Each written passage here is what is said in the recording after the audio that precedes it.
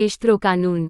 ਸਾਰੇ ਉਦਾਸੀ ਅਤੇ ਨਿਰਾਸ਼ਾ ਦੇ ਵਿਚਕਾਰ, ਲਾਹੌਰ ਹਾਈ ਕੋਰਟ ਨੇ ਦੇਸ਼ ਨੂੰ ਸੱਚਮੁੱਚ ਇਤਿਹਾਸ ਨੂੰ ਰੌਸ਼ਨ ਕਰਨ ਲਈ ਕੁਝ ਦਿੱਤਾ ਹੈ। ਲਾਹੌਰ ਹਾਈ ਕੋਰਟ ਨੇ ਪਾਕਿਸਤਾਨ ਪੀਨਲ ਕੋਡ ਦੀ ਧਾਰਾ 124A ਨੂੰ ਪਾਕਿਸਤਾਨ ਦੇ ਸੰਵਿਧਾਨ ਨਾਲ ਅਸੰਗਤ ਮੰਨਿਆ ਹੈ।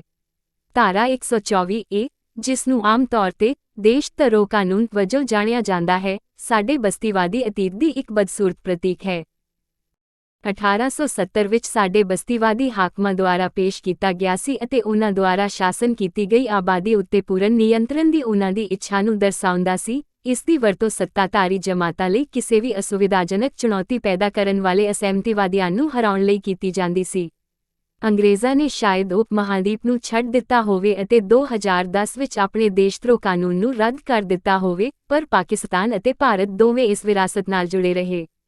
ਇਸ ਦੇ ਮੌਜੂਦਾ ਰੂਪ ਵਿੱਚ, PPC ਦੇ 124A ਵਿੱਚ ਲਿਖਿਆ ਹੈ, ਜੋ ਕੋਈ ਵੀ ਨਫ਼ਰਤ ਜਾਂ ਅਪਮਾਨ ਜਾਂ ਪ੍ਰਤੀ ਅਸੰਤੁਸ਼ਟੀ ਪੈਦਾ ਕਰਦਾ ਹੈ ਜਾਂ ਲਿਆਉਣ ਦੀ ਕੋਸ਼ਿਸ਼ ਕਰਦਾ ਹੈ, ਕਾਨੂੰਨ ਦੁਆਰਾ ਸਥਾਪਤ ਸੰਘੀ ਜਾਂ ਸੂਬਾਈ ਸਰਕਾਰ ਨੂੰ ਸਜ਼ਾ ਦਿੱਤੀ ਜਾਵੇਗੀ। ਉਮਰ ਕੈਦ ਤੋਂ ਲੈ ਕੇ ਜੁਰਮਾਨੇ ਤੱਕ ਦੀਆਂ ਸਜ਼ਾਵਾਂ ਦੇ ਨਾਲ। ਸਪਸ਼ਟ ਤੌਰ ਤੇ, ਇੱਕ ਹਾਲ ਹੀ ਦੇ ਪ੍ਰਸਤਾਵਕ ਦੇ ਸ਼ਬਦਾਂ ਵਿੱਚ, ਕਾਨੂੰਨ ਰਾਜ ਦੀ ਸੁਰੱਖਿਆ ਅਤੇ ਪਵਿੱਤਰਤਾ ਦੀ ਰੱਖਿਆ ਕਰਦਾ ਹੈ। ਅਸਲ ਵਿੱਚ, ਇਹ ਲਾਜ਼ਮੀ ਤੌਰ ਤੇ ਰਾਜਨੀਤਿਕ ਅਸਹਿਮਤੀ ਨੂੰ ਅਪਰਾਧ ਬਣਾਉਂਦਾ ਹੈ। ਪ੍ਰਮੁੱਖ ਪੀੜਤਾਂ ਵਿੱਚ ਗਾਂਧੀ ਜੀ ਅਤੇ ਬਾਲ ਗੰਗਾਧਰ ਤਿਲਕ, ਜਿਨ੍ਹਾਂ ਦਾ ਕੇਸ ਕਾਇਦ-ਏ-ਆਜ਼ਮ ਨੇ ਖੁਦ ਇੱਕ ਨੌਜਵਾਨ ਵਕੀਲ ਵਜੋਂ ਲੜਿਆ ਸੀ, ਅਤੇ ਬਾਅਦ ਵਿੱਚ ਫੈਜ਼ ਅਹਿਮਦ ਫੈਜ਼ ਵਰਗੇ ਸਥਾਪਤਿਕ ਵਿਰੋਧੀ ਪ੍ਰਤੀਕ ਸ਼ਾਮਲ ਹਨ।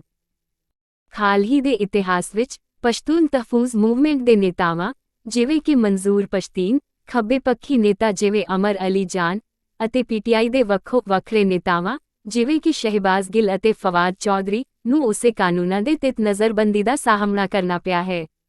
ਲਾਹੌਰ ਹਾਈ ਕੋਰਟ ਦੇ ਇਸ ਫੈਸਲੇ ਦਾ ਕਾਨੂੰਨੀ ਭਾਈਚਾਰੇ ਵਿੱਚ ਜਸ਼ਨ ਮਨਾਇਆ ਜਾ ਰਿਹਾ ਹੈ, ਜਿਵੇਂ ਕਿ ਹੋਣਾ ਚਾਹੀਦਾ ਹੈ। ਇਹ ਉਮੀਦ ਕੀਤੀ ਜਾਂਦੀ ਹੈ ਕਿ ਇਹ ਨਾ ਸਿਰਫ ਦੇਸ਼ਧਰੋਹ ਕਾਨੂੰਨ, ਸਗੋਂ ਬਸਤੀਵਾਦੀ ਯੁੱਗ ਦੇ ਹੋਰ ਘਿਨਾਉਣੇ ਕਾਨੂੰਨਾਂ ਨੂੰ ਵੀ ਉਲਟਾਉਣ ਦੀ ਸ਼ੁਰੂਆਤ ਹੈ, ਜਿਵੇਂ ਕਿ ਪਬਲਿਕ ਆਰਡਰ ਆਰਡੀਨੈਂਸ ਦੀ ਸਾਂਭ ਸੰਭਾਲ, ਜਿਨ੍ਹਾਂ ਦੀ ਕਿਸੇ ਵੀ ਆਧੁਨਿਕ, ਜਮਹੂਰੀ ਸਮਾਜ ਵਿੱਚ ਕੋਈ ਥਾਂ ਨਹੀਂ ਹੈ। ਬਹੁਤ ਲੰਬੇ ਸਮੇਂ ਤੋਂ, ਰਾਜ ਨੇ ਆਰਡਰ ਅਤੇ ਕੰਟਰੋਲ ਵਜੋਂ ਦੇਖੀਆਂ ਜਾਣ ਵਾਲੀਆਂ ਚੀਜ਼ਾਂ ਨੂੰ ਕਾਇਮ ਰੱਖਣ ਲਈ ਵੱਖ-ਵੱਖ ਬਹਾਨਾ ਹੇਠ ਆਪਣੇ ਹੀ ਲੋਕਾਂ ਤੇ ਬੇਰਹਿਮੀ ਕੀਤੀ ਹੈ। ਇਹ ਸਮਾਂ ਆ ਗਿਆ ਹੈ ਕਿ ਸਾਡੇ ਸਮਾਜਿਕ ਇਕਰਾਰਨਾਮੇ ਨੂੰ ਜਨਤਾ ਦੇ ਜਮਹੂਰੀ ਪ੍ਰਗਟਾਵੇ ਅਤੇ ਅਸਹਿਮਤੀ ਦੇ ਅਧਿਕਾਰ ਦੀ ਪ੍ਰਮੁੱਖਤਾ ਨੂੰ ਦਰਸਾਉਣ ਲਈ ਦੁਬਾਰਾ ਲਿਖਿਆ ਜਾਵੇ।